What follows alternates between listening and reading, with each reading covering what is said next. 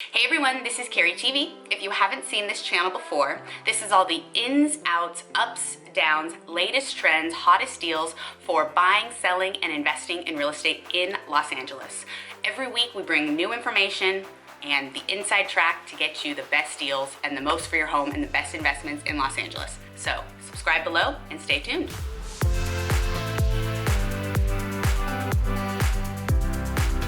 So we just closed escrow on this beautiful home in Westchester.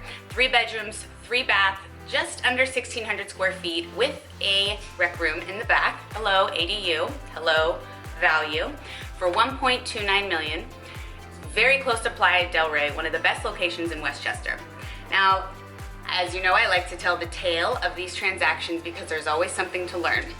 This, I would have to say, is in the top 3 most challenging deals of my career, of my 15-year career.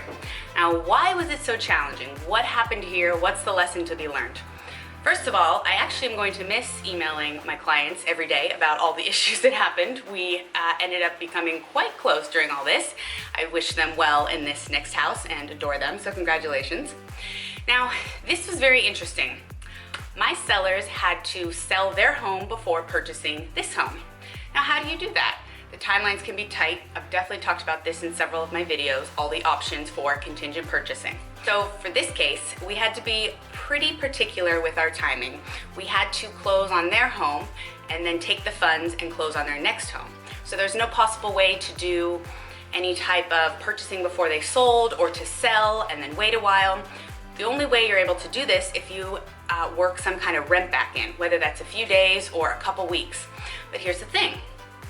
You have to find that next home before you sell your home. So the biggest fear is this uncertainty. This, am I going to be homeless? Nobody wants to be homeless, right? Now, the reason this is challenging is because there's a lot of gambling involved. When you have a seller contingency, that means that they can cancel any time up until they release that contingency. So for a buyer, they could be doing their inspections, their appraisal, which is $1,000 to $1,500, and the seller could still cancel. Or you could have a case where they don't start any of that until the seller does release their contingency, but that's not what we needed to do here. Now, the reason why this was a bit challenging is because these sellers got their home sold, got a great buyer, organized a rent back, and then they had security knowing that they would find their next home before they had to release their contingency. The buyers were okay with that. They were understanding of the situation. Now, on the home that they wrote an offer on, we got a counter and they ended up being contingent on them finding a home. So this was a double seller contingency. I almost fell over. My clients were like, what? There was so much trust and faith that they placed in me, and I'm grateful for that because it was very complicated explaining the details of the deal, and I just kept saying, you will be safe, you will not be homeless. And I was able to structure it in a really good way for these sellers so that if anything were to happen, they could cancel without being homeless or without a penalty. Now, what was unfortunate was that this seller contingency was not advertised with this home's listing in the MLS. So we had no idea. Probably would have changed the entire process. Maybe they wouldn't have even purchased this one. So we end up organizing with that seller a timeline, but they had their own contingency. So these sellers, they've got their buyers in place who are doing everything they need to do.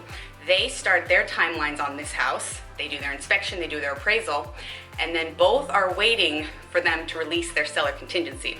They could not. They could do all this work and go through all this negotiation just to cancel. Well, they ended up succeeding, obviously, because they closed. So the seller on this house was purchasing down in San Diego.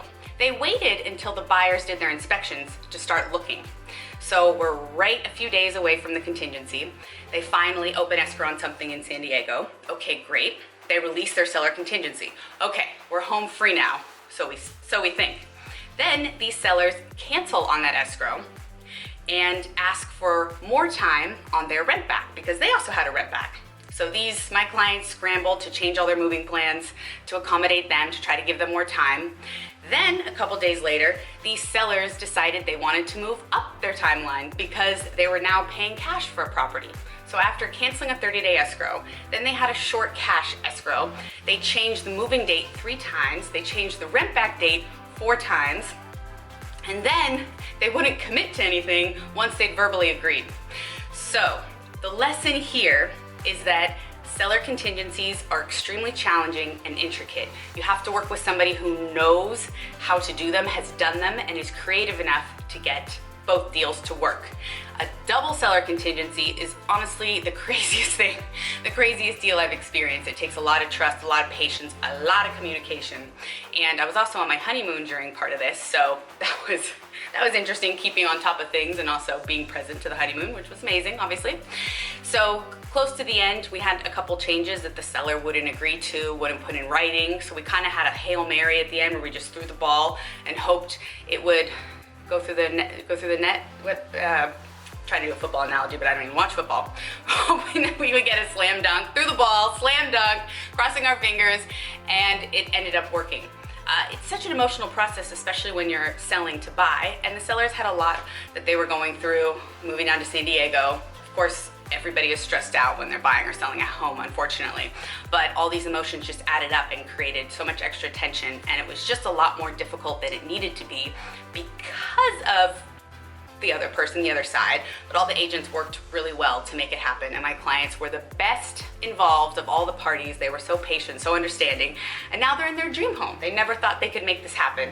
They're walking distance to the school. They're so happy, and this is definitely one of the biggest learning lessons of my career, the intricacies and learning how to negotiate this deal to make a win-win for everybody, because that's the most important. So that's the sale of 85th in Westchester.